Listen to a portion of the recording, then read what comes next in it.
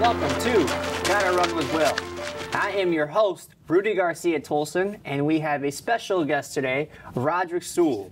And here he comes, creating history, the first bilateral double above the knee amputee with prosthetics, the new Kona, Roderick. He's also a Paralympic swimmer and a Paralympic hopeful for the 2020 Paralympic Games. Roderick, how you doing today? Doing well. How about you, Rudy? Good, can't complain. Not too bad. Living the dream.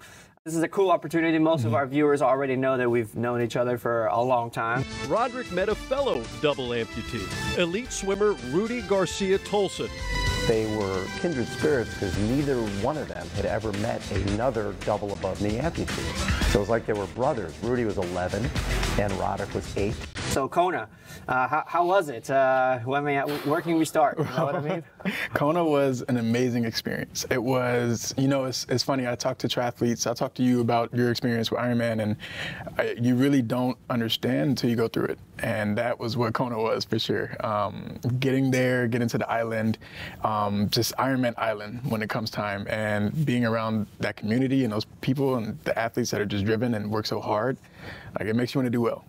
It almost feels like when you go to Kona, like you're all of a sudden you step into like a village. Mm-hmm. Like you've been to Pan Ams, so you know what it's like to go somewhere and you have everybody almost living together, eating together, and that's kind of like how Kona was. And I mean, we got there. You got there 10 days before the race. I got there a week before. What were some of the things that caught your eye in Kona? I know you went out on a few swims. You see any dolphins out there? I saw a lot of ocean life, which was really, really nice. And Hawaii's waters, so nice, so nice. Being around those athletes who have been doing it for years and seeing how dedicated they are and how strong they are, like the pros, watching them race and being out there while they're racing is phenomenal. Like Kona alone is tough. To do it at such a fast pace and break records and on an extremely hard day, it's phenomenal. Before the race, Bob Babbitt, the godfather of triathlon, and really a big supporter of what we do. One of the founders of the Challenge Athletes Foundation. He took you out to Hawaii, a week before the race to kind of get you, get you to kind of see what it was all about. In 2019, because of his ability to inspire others, Roderick earned a spot in the Super Bowl of triathlons, the Hawaii Ironman Championship. But no double above the knee amputee had ever completed that race, and Roderick had never even run a full marathon. Getting into the Ironman is very difficult. The World Championships, there's hundreds of thousands of people trying to get into Kona. And Roderick found out basically in late August that he was going to be doing this event. And at that point, he didn't even have a hand cycle. So he had basically 4 weeks to train to do a 2.4 mile swim, 112 mile bike ride, and 26.2 mile run. So, going into Kona, I think we were all a little worried about the 112 mile bike segment and how you were going to respond to when, you're 80, 90 miles in. You know what I mean? What were some of the thoughts, going up to Kona, to Hawaii, and kind of making that turnaround? Bob told me that Hawaii was to worry about. And you know what? He took me up there, and going up Hawaii that day, no wind. No issues, no nothing, and I'm like, of course, right? It's like, what are they worried about? This is easy. Yeah. So I did 60 miles, like feeling great. Then race day happened, and it was, 30 miles per hour winds, 40 miles per hour, and it was dead the time that I went out there. So I really got an experience. Of course, Roderick's swim went well. It took him just an hour and 9 minutes to swim the 2.4 miles. That was followed by the grueling 112-mile bike ride across Kona's black volcanic countryside. I was worried the whole time like that he really didn't know what he was getting into. The part that was going to be the toughest was the hand cycle, because he hadn't spent that much time on it. He was going to be out there probably 8+ hours on that hand cycle. When he came in at the end of the bike, and imagine his back is pretty jacked up, and he comes into the transition area, and Rudy is there rubbing sunscreen on him, getting him cooled down. To have him by my side, it kind of reassured me like I can do this too. And the one thing you said while we were out there was we wouldn't be here if we didn't think you could do it. We're there in Kona. I think we got up at 4 a.m. We were down in transition at 5, and got you body marked, got you all ready to go, got you into the water. Your wave was at 6:35, so you started right after the professional women. So you had some open water. What were your initial feelings in that first swim? Like, I know for me, when I was out there and just getting started in the swim, it's like, oh man, like this is gonna be a long day. Like, it's so hard to prepare for that. Like, everybody can tell you it's gonna be a long day. It'll be a long day, but until you start that long day, it's like, all right, like I don't like. It's a weird feeling, right? It like, is. How'd you feel? I listened to what Bob said and what you said actually, and going into the swim, I said, just think about the swim right now. Do not think about anything else, because it's overwhelming. Yeah. Like, you're going all day pretty much. And during the swim, I just used that time to get my mind right. Honestly, it's just an hour and 9 minutes. Could have been faster, you know, but it was an hour and 9 minutes of just like getting your zone. Like, swimming is that's the one that I was comfortable with, right? So it's the one where I can actually go as hard as I want and be ready to go to everything else. Did you pass any of the professional women? I passed one woman, which was the goal. Nice. I don't know who she was. We don't need to say her name. But it was good. It was good. The swim, it was a little wavy. It was a little wavy. It looked a little choppy out there. It looked a little choppy. You know, it just from being on the dock there, I was hanging out with Earl and Bob, waiting for you to come in, and we see a few turtles kind of right where you were coming in. But all in all, fast swim, 109. You know, you probably could have won 105 or 00, but in Ironman World, that's a quick pit stop or a tire change, you know, not that big of a deal. Our focus was that bike. So we got you out of the water, got your running legs on, you ran over to your bike, and you got in your bike pretty quick. We were in and out of transition within 3 minutes, I think. Away you went, and I remember when you were in the swim, me, Earl, and Bob were getting reports about the wind and about how if it's windy in the city already, they're in Kona at the beach, it's gonna be hell out in the hobby. And we didn't want to say nothing. We didn't say nothing. We were just like, let's go, you got it. So we got you on the bike, and away you went. 9 hours on the bike. And just to clarify, like, obviously you know Rudy, but for the viewers, my bike is a hand cycle. So Rudy rides his bike normally, and I ride my bike. So you're using your hands only? The whole time. And so it's just a constant core, just press, row. And once I got to that turn to Javi, it felt like just a row uphill because the wind is just in your face the entire time.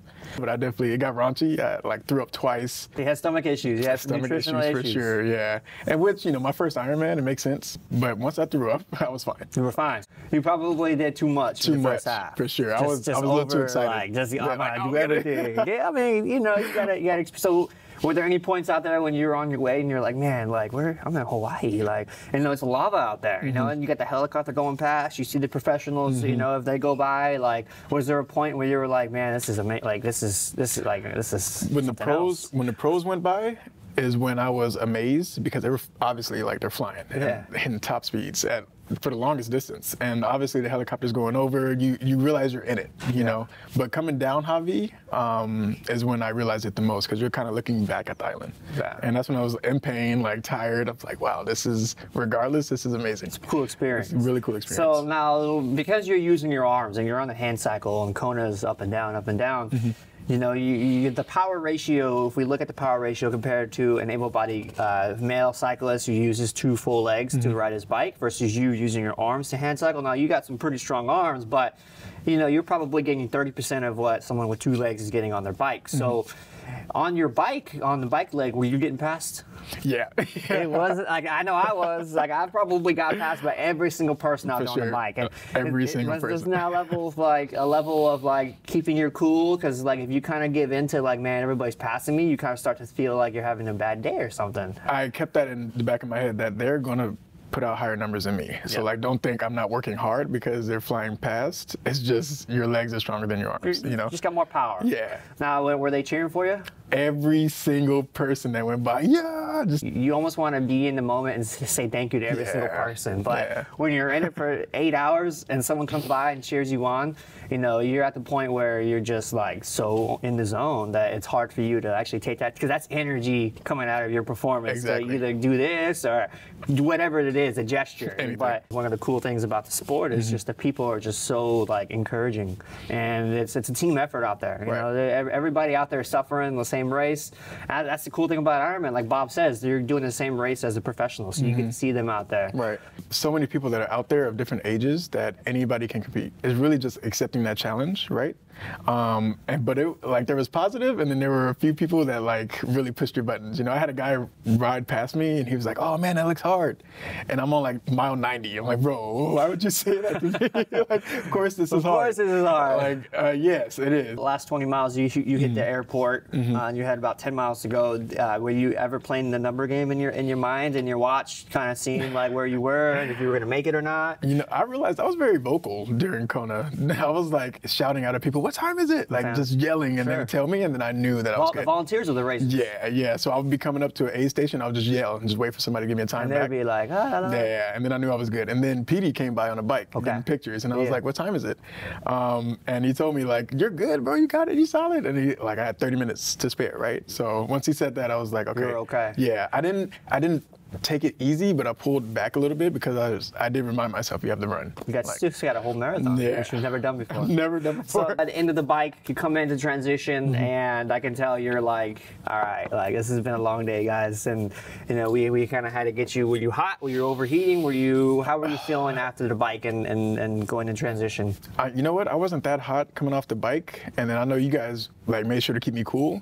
Is when I went into the run that I like just peaked. You just spiked up. Yeah, it's like that's when I got hot. So I'm glad that cooling happened because at the time I was like, I'm fine. I don't need to be cooled down. Yeah. But for sure, as soon as you got out on the run, your pace was probably a little faster than you probably should have started, right? Yeah, but it's so hard not to like have a fast first 6 miles in Kona because that's where all the people are. Right. And that's where you're going down Elite Drive, you're turning around, going up the hot corner. Running up Palani after that day was the hard part. Like I was trying to just like I was doing my breathing. Your momentum. Yeah, it was so hard. What about running the first few miles, running down Elite Drive, you know, and you got that nice shot of you with the sun right there, and that reminded me how long the day was because we started before the sun was up. Yeah. And I was like, and then you're watching the sun go down. The sun go down. Yeah. And I wanted to enjoy every moment because I remember you told me it was going to get dark and it's going to get lonely out there and you need to be prepared. So how dark and lonely did it get out there? You know what? It got very dark, very quiet. I got to mile 16 and then I walked, but I could have ran, but I wanted to walk just because I was looking.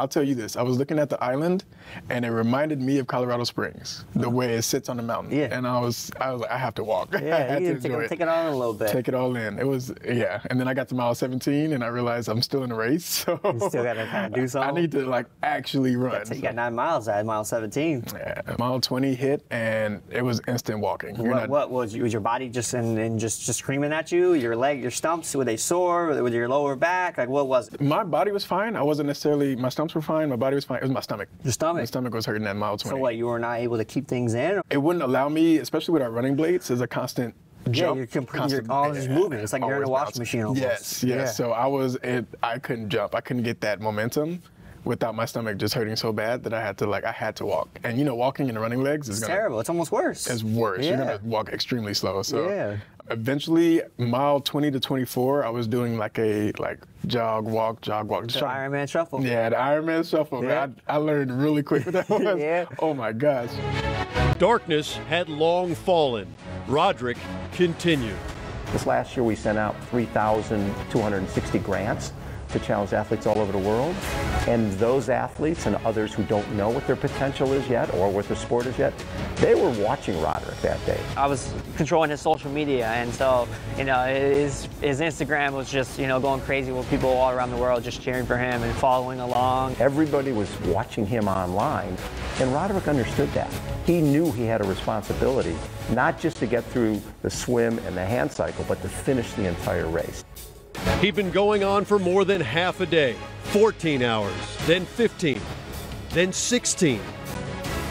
I was worried. I'm like, where is my son? At mile 24, I thought about what you said and how it was going to get dark and quiet and how I was so close. And then I remembered that 10 years ago you did Arizona. Yeah. And I realized at that point, I was like, wow, Rudy was already here at some point. Yep. And he finished the race. And then that's when I started running again. And then that's when we're coming in, and that last mile, oh my God. You've got 15, 20,000 people at that finish line at midnight. 16 hours, 26 minutes, and 59 seconds after beginning, Roderick Sewell became the first double above-the-knee amputee to complete Hawaii's test of human will, the Ironman Triathlon Championship. I crossed that line. You crossed that line, you tripped. Tripped over the line. At least you didn't fall, dude. That would have been bad. Ooh, that would have yeah. I mean, it wouldn't have been bad. For everybody else, it would have been like, yeah, for me, yeah, it would have been awful. I would have been laughing. Every team would have been like, yeah. So you come across that line, and they got that iconic photo of you and your mother. What does that mean for your mom? I know your mom was worried sick. I was actually with her for a lot of the time in transitions and, just throughout the race while you were out there. And every time I saw her, it was always a sense of like, where's my baby? Where's my baby? Worry, right? How's he doing? And she even pulled me aside before the race and was like, do you think he should be doing this? She was so worried because she didn't no idea. tell her. I didn't tell her a thing. I didn't tell her. She thought she was going to the local sprint triathlon with the swimmers in the pool, Yeah, she was super overwhelmed, but I think she was proud. So my mom, she only really hears about everything now through the phone. Like she's not really here to see everything. As most moms do. Yeah, as most moms do, right? Nowadays, it's not like when we were young and she could come to the meets and the races. So I knew that it was going to be a shock to her, but this was my time to kind of show her the son she had produced. The son, like her child is doing this. And that's why I wanted to cross the line and I just wanted to hug her. Yeah. It was your son started, but he came out a man, this is it. This is who I am now. Yeah. I don't know if I'm allowed to cuss on this show, but my mom, I remember she hugged me and she was like, are you okay? Are you okay? And I was like, yeah, I'm fine. And then the first thing she said was, oh, you did that shit there. And I was yo. You did that. It was hype. Yeah. I think you said the same thing on the run. Yeah. When we were going, I was like mile 9 or 10 or something like that. And it set me off, man. Yep. For me, I probably had 4 Red Bulls throughout the day. I was doing, we were up, 4 a.m. And then I went to Bob's, thank God I'm not racing party the night before. Just go for an hour and ended up staying for 4. You know how that goes. So it was a long day for everybody. But I think coming across that line was iconic. And I think it's the start of something more. I think you've had a pretty long career in the pool. And, hopefully we can kind of continue that career here with Tokyo coming up. Hopefully make our first Paralympic swim team. But what does that mean to kind of all this work that you've done to kind of become an Ironman? Where do you think you're going? One thing that I feel like is the best thing to take away, and Bob said it best, is that this is bigger than me, right? This is for every CAF athlete, everybody with a disability or some kind of situation that they're going through. This is for everyone to see that anything is possible. And for us to be so close to CAF and see these kids that need to see that things are possible, that need to see somebody like them doing the impossible. I think that's what the importance is. It's because it's not just about me, it's about everyone, right? Just a reminder to those people. So talk about being a role model and giving back to the next generation of kids. Talk about why that's important and why you feel that that's something that you need to do, because any other 27-year-old living in New York City would not necessarily be thinking about giving back or, trying to inspire another generation. Did you have someone who inspired you when you were growing up? When I was growing up, obviously I didn't have anybody to really view until I got involved with CAF. We got the running legs from CAF, and he started running. He wanted to go. He loved it. And I met you. Yep. And that was a wow moment because I'm not used to walking up to somebody who's the same as me, right? So that was the first time I saw somebody who was a double above knee amputee, also a kid like me, and just whoa. That's what it looks like. So our viewers understand, for someone like us, when I was growing up, I never looked, I used to watch football, baseball, soccer, all the sports that were on TV or even at school, and I was never able to connect with any of the professional superstars around. And Michael Jordan, Kobe Bryant, they were fun to watch, but it was never one of those things where I felt the need that I wanted to be like them, And nowadays when the kids see you come across the finish line in Kona, and they see this big guy coming across the finish line as the first, double above knee. What do you think? Where we're going with this? And then we're gonna have a whole generation coming after us. Is that the hope? That is the goal. I want somebody to do it better. I want the next generation to come up, have better equipment, better gear, making sure that they have everything they need so that they can perform. And seeing what people can do with that gear proves that it's necessary, right? Being out there in Hawaii, everybody said they were inspired by us, right? Everybody said that we moved them. Well, let's make sure that the next generation gets that same opportunity. Let's make sure they get their blades, their wheelchairs, so that they can go do the amazing, the impossible. What do you need to continue doing to ensure that happens? So I'm doing a lot with Challenge Athletes Foundation. We're trying to get more of a base out here in New York. Obviously, you and I have been working together. Really, it's getting the support, volunteers, and getting more people involved with CAF. I mean, CAF's grown in 26 years. So I think it's raised like 115 million. Yep. I think we've reached 26,000 athletes in 70 different countries, plus our own. Yeah, the future of adaptive athletes is definitely now. So we're very close to ensuring that, most people in the United States are able to afford the type of prosthetics so they can have a quality of way of life. Bring it back. Let's bring it back to your first prosthetics and how the quality were. Did you remember having your first pair of legs, going to school, and how all that worked out? So my first pair of prosthetics I got when I was 2. Strengthened by his mother's iron will, Roderick received his first prosthetics. For the first time, Roderick could walk on his own. I remember I had the very basic knees, total knees we called them, very just metal, clunky, And then now, obviously, we have more bionic, which are microprocessors inside of our knees. Mm-hmm. And that's just where technology has came since we were little. Yeah. Like, imagine where it's going to be in the next 10 to 15 years for these up-and-coming generation so that they can be active and break records. They're not going to know what we went through. They're not going to know the heavy, painful, awkward legs that we had to deal with. And maybe when you were in elementary school, do you remember getting bullied? For sure. I got bullied a lot. How did you respond? I would jump at kids that would stare at me too long. Did you ever beat anybody up? No, off the camera? Off the record, no. I would. If I did, it was without my legs. I'm getting stared at, so it's like, what? So you were very in people's face, yeah. You got something to say to me? What's up? I was very abrupt. I didn't know how to handle it at the time because you don't really know why you're different or how you're different. You just know that you're different. Right. And for me, growing up as an amputee, I'm confused because I'm like, what are you staring at? I've always been this way, So yeah, it bugged me, but I didn't know how to handle it. And now that I'm older, I can teach people, I can educate people, I can tell kids people are not going to understand your situation. Don't get frustrated.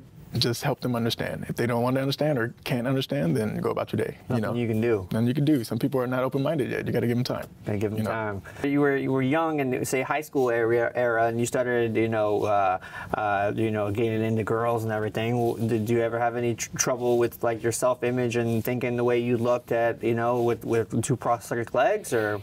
It's funny. I had a friend ask me when I actually considered myself to be attractive, and I had told her I was 25 because it was so much that after years of being bullied, it takes a while to reset and say, no, I am fine the way I am. To rewire that brain. Yes. Yeah, for sure. Yeah. It's a lot because to be comfortable in something that's so different, a lot of people can't do. It's hard. Yeah. And that's where the insecurities come, and that's where people start to hide. Exactly. And you can see that too in amputees, people in wheelchairs, any disability. You can tell the difference between somebody who's insecure and not completely comfortable in their skin, or that spirit that's like, this is who I am, I'm going to live life the best way I can. And those are the people that are making the changes, making the difference, for sure. Being in New York City now, you've been here for what, a year and a half now? I see you wear shorts almost all the time. Of course, you were in the military once, Do you get stares and looks out here in the city? You get looks all the time, for sure. But it's different here. People are they'll look and then they'll be right back on their phone. Right, I guess it's just another day in New York. Another day, yeah, something different. Wow, a robot just walked by. Okay. Do you ever get annoyed by it, or are you just kind of it is what it is, I'm going to put my headphones on and just do my thing? In New York, I don't. If I'm in a small town, if you're walking through a small town, the whole town is stopping to look at you. When it's a small, secluded area, that's when it's kind of annoying. In the city, this is the one city I could walk in where I feel comfortable and normal. New York is weird. So, of course, it's I'm comfortable here, And, but there was a time where stares used to really bug me, really, really bug me. But I think that comes with knowing that you're different and accepting that and using that, you know. You gotta accept who you are, otherwise you're gonna be fighting yourself the rest of your life. Yeah. So you're at Tailwind Endurance now. You're coaching there. Yes. What do you got going on in New York City? So right now we're coaching at Tailwind Endurance. We have any endurance athlete that wants to come train at Tailwind, marathon running, cycling, triathlon. I coach swim lessons at the JCC on West 76 in Amsterdam. We're going to be bringing a team together with CAF to Oceanside for a race. Oceanside 70.3. Yes, so it'll be our first race for the year, our first half Ironman distance. If anybody's interested, feel free to reach out. And it's actually one of the only half Ironmans where Ironman allowed us CAF athletes to have relay teams. So if anybody out there doesn't feel like they're ready to do the whole thing, they can do the bike, the run, the swim, and join us. You know, Right, kind of fun. exactly. And it's a good way to get people active, get people open to doing something different. You guys have a swim camp coming up too? We do have a swim camp coming up January 31st to February 2nd. If anybody's interested, they're more than welcome. We'll just be breaking down your stroke, kind of working in open water. It'll be in St. Petersburg. I think it goes to say that the guy who is missing his legs knows how to use his arms really well in the pool. Yes, for sure. There's little things in there that we can help out with. That the kick might not so much, but the arms we definitely know how to use them. The kick is all guessing. Like I tell people, like don't take my word, but I'll try to fix your kick. Just do that. You know, you're fine. You're an Ironman finisher. You graduated college.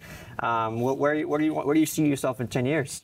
I definitely see myself continuing Ironman. I do want to do Kona again, but maybe when I'm older, just to see if I can go faster. Or if we get a team to go, that'd be cool. Also, the goal is to do paracycling, thinking about doing that as well. Along with paraswimming, after Tokyo, I'm done with paraswimming. Like that's it? It's a lot of swimming.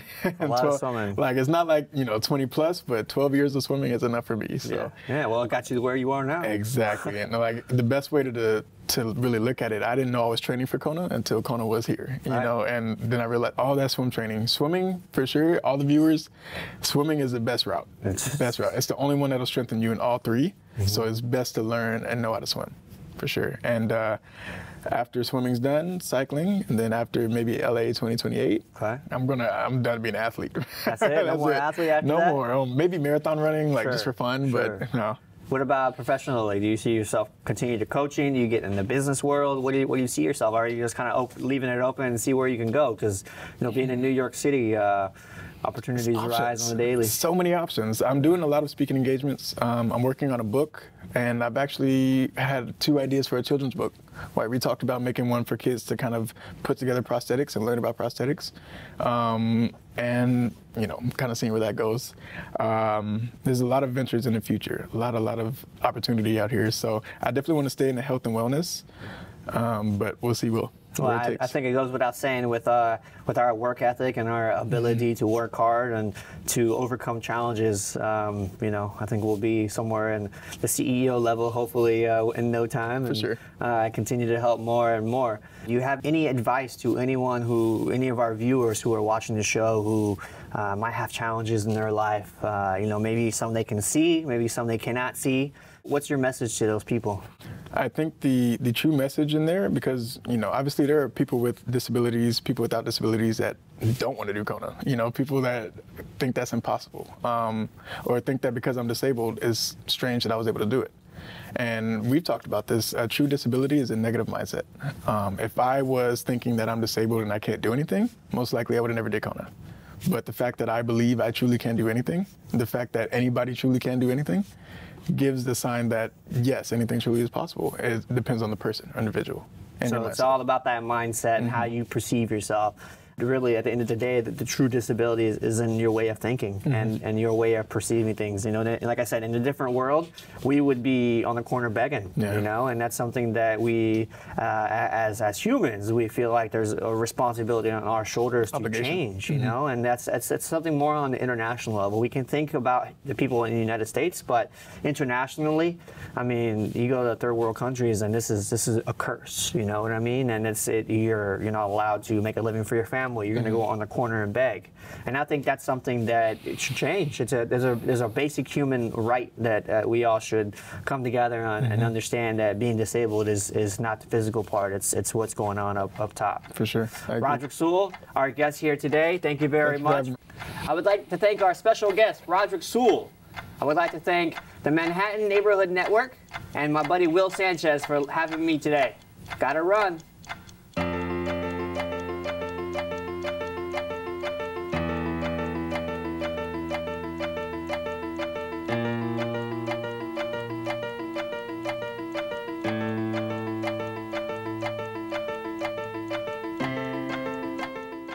I just had an amazing interview with my buddy Rudy Garcia-Tolson on Gotta Run with Will.